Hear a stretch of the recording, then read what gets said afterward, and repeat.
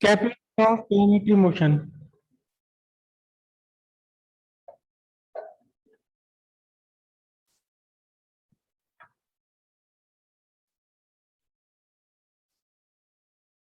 Kepler's law of planetary motion. Planets आप सब अच्छी तरह से समझते हैं। प्लैनेट कौन है? प्लैनेट है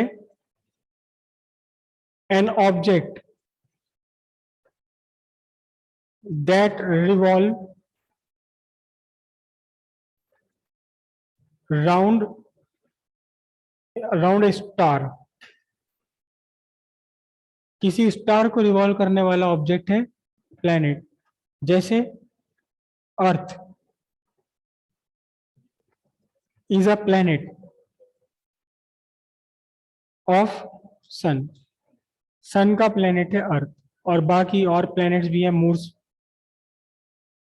तो ये जो प्लैनेट रिवॉल्व कर रहे हैं राउंड द सन, इनके रिवोल्यूशन में कुछ रूल्स फॉलो हो रहे हैं। वो रूल्स फॉलो हो रहे हैं। फर्स्ट रूल, फर्स्ट ऑब्जर्वेशन कैपलर ने क्या देखा? फर्स्ट ऑब्जर्वेशन प्लैनेट के लिए कैपलर ने ऑब्जर्व किया, क्या planet revolve round the sun in an elliptical orbit. Elliptical orbit में रिवॉल्व करते हैं, सर्कुलर ऑर्बिट में रिवॉल्व नहीं करते। इक्लिप्स क्या होता है ये आप मैथमेटिक्स में पढ़ चुके हैं, और अगर नहीं भी पढ़ा बायो वालों ने तो भी कोई बात नहीं है, कोई टेंशन की बात नहीं उसमें। सर्किल क्या है? सर्किल आप अच्छी तरह जानते हैं, एक ऐसा पाथ, एक ऐसा रास्ता जिस रास्ते पर चलने वाला कोई भी ऑब्जेक्ट किसी एक फिक्स पॉइंट से हमेशा क्या रहे, हमेशा सेम डिस्टेंस पर रहे, इक्वल डिस्टेंस पर रहे, और ये इक्वल डिस्टेंस कहलाती है आपकी क्या? Radius of circle. तो पहला ऑब्जर्वेशन ये था कैपलर का, क्या कि प्लैनेट सन के राउंड इलिप्टिकल ऑर्बिट में रिवॉल्व करते हैं। इलिप्टिकल ऑर्बिट में, जो सर्कुलर ऑर्बिट नहीं है। जैसे सर्किल का एक सेंटर लिखते हैं हम, सेंटर सी, ऐसे ही इलिप्टिकल के लिए भी दो पॉइंट होते हैं। और इलिप्टिकल शेप कैसी है? एग्जैक्टली तो मैं नहीं बना पाऊंगा ग्राफ के बिना, आप भी नहीं बना पाएंगे, लेकिन ये शेप क्या है? इलिप्टिकल है। अब भी मुझसे ये वाली साइड गलत बनी है, ये साइड आपकी सही है, इलिप्टिकल साइड कहलाती है। और इलिप्स में जैसे सर्किल का एक सेंटर होता है, यहां इलिप्स के दो सेंटर, सेंटर तो नहीं कहते इन्हें, फोकस पॉइंट बोलते हैं।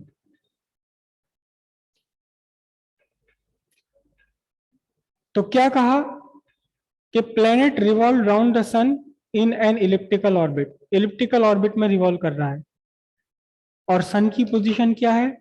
सन is situated at one of its focus. This is the sun. Sun ना यहां होगा, ना यहां होगा, ना यहां होगा, इक्लिप्स के किसी एक फोकस पर सन की पोजीशन है, और ये आपका प्लेनेट का मोशन है। This is planet. Planet revolve round the sun in an elliptical orbit, and the sun is situated at one of its focus. Sun के इलिप्स के दो फोकस होते हैं, जैसे सर्किल का एक सेंटर है, ऐसे ही इलिप्स के दो फोकस होते हैं। ठीक है, लिखिए इसे फर्स्ट लॉ। हेडिंग आप डालते हैं क्या? हेडिंग डाला आपने, Kepler's law of planetary motion. ठीक है, फर्स्ट लॉ लिखते हैं, planet revolve round the sun, planet revolve around the sun in an elliptical orbit, and the sun is situated at one of its focus। और ये diagram,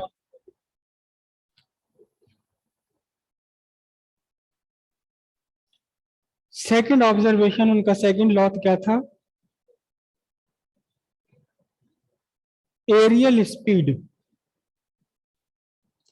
of planet is constant. समझ लें इससे पहले क्या है एरियल स्पीड क्या है. प्लेनेट रिवॉल्व कर रहा है. Planet revolve round the sun in an elliptical orbit. This is elliptical orbit. There are two focus of ellipse.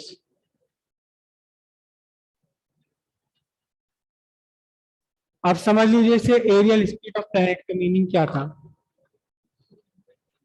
This is the position of sun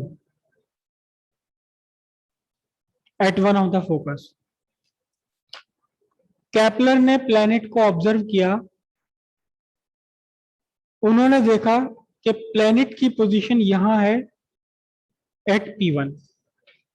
this is the position of planet at P1. Planet की position measure करी उन्होंने, observe करी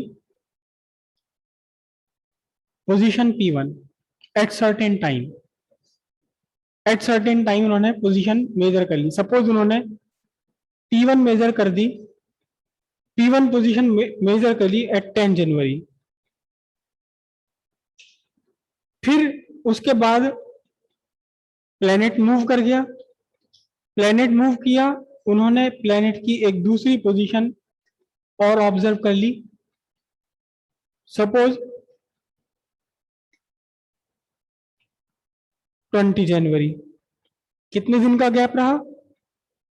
10 days. ठीक है. उसके बाद 2 महीने 3 महीने का टाइम उन्होंने छोड़ दिया. 2-4 महीने ऑब्जर्व नहीं किया. उसके बाद तीसरी ऑब्जर्वेशन किया. सपोज उन्होंने 10th ऑफ अक्टूबर को सेम ईयर के. उन्होंने देखा प्लैनेट यहां पहुंच चुका है. This is the position. 10 दिन बाद फिर से उन्होंने ऑब्जर्वेशन लिया. पता लगा अब प्लैनेट की पोजीशन है P4. 4 अलग अलग ऑब्जर्वेशन हुए. जितना टाइम इंटरवल फर्स्ट 2 ऑब्जर्वेशंस के बीच में है, सेम वही टाइम इंटरवल सेकंड 2 ऑब्जर्वेशंस के बीच में. फर्स्ट और सेकंड ऑब्जर्वेशन के बीच जितना टाइम इंटरवल, सेम उतना ही time gap time interval third और फोर्थ ऑब्जर्वेशन के बीच. सारा डायग्राम उन्होंने ड्रॉ कर लिया. उसके बाद क्या हुआ, उन्होंने एक लाइन ड्रॉ करी अपने डायग्राम में, सन को प्लैनेट से मिलाने वाली लाइन. सन और प्लैनेट को मिलाने वाली line. This is the position P4 ये. और उन्होंने क्या ऑब्जर्वेशन देखा कि ये एरिया, जितना एरिया बना रहा है ट्रायंगल जैसा फिगर बन गई है ऑलमोस्ट एक. जितना area triangle P1 P2 S का है, एग्जैक्टली उतना ही एरिया किसका है? P3 P4 S का है. भले ही सन के पास आने पर इसकी वेलोसिटी बदल गई हो, लीनियर वेलोसिटी बदल गई, लीनियर वेलोसिटी चेंज हो गई. जब प्लैनेट सन से दूर है तो ये स्लो स्पीड पर चलता है. जैसे जैसे सन के पास आता है इसकी चलने की स्पीड, लीनियर स्पीड बढ़ती है. लेकिन एरियल स्पीड कांस्टेंट बनी हुई है. एरियल स्पीड कांस्टेंट बनी हुई है. क्या लाइन है ये? A line joining the planet and the sun. This is the line joining the planet and the sun. The line joining the planet and the sun sweep equal area in equal time interval. Sweep समझते हैं?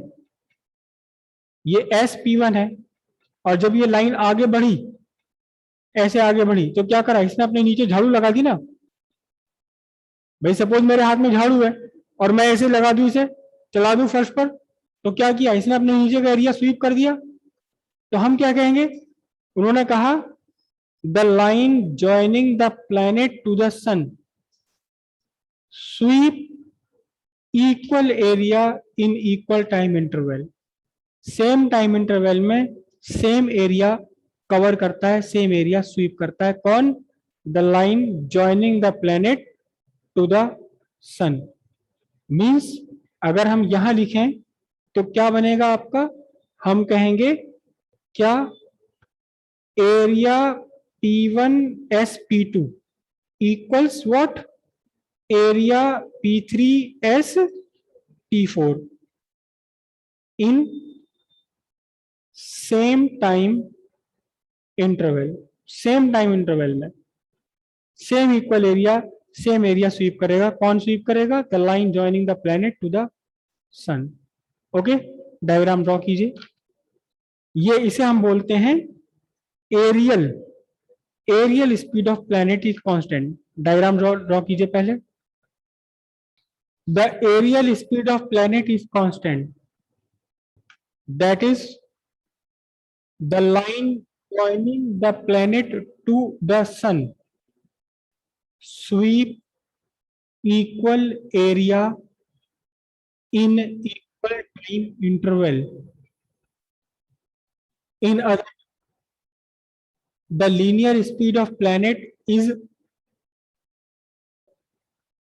smaller when the planet is at larger distance from the sun, and the linear speed of planet increases as the distance between the sun and the planet decreases. The linear speed of planet increases as the distance between the planet and the sun decreases. And the third law, simple. उन्होंने observe किया square of time period of planet revolving around the sun is directly proportional to the cube of mean distance between the sun and the planet. R is not the fixed distance. R is not this distance. It is the mean distance between the planet and the sun. कभी planet सन से ज्यादा दूर होता है, कभी planet सन के पास में होता है. उन सारी की सारी डिस्टेंसेस का मीन ले लें अगर आप, तो फिर square of time period is directly proportional to the cube of mean distance between the sun. ठीक है, लिखिए इसे. Third law, the square of time period of revolution of planet round the sun is directly proportional to the cube of mean distance between the sun and the planet.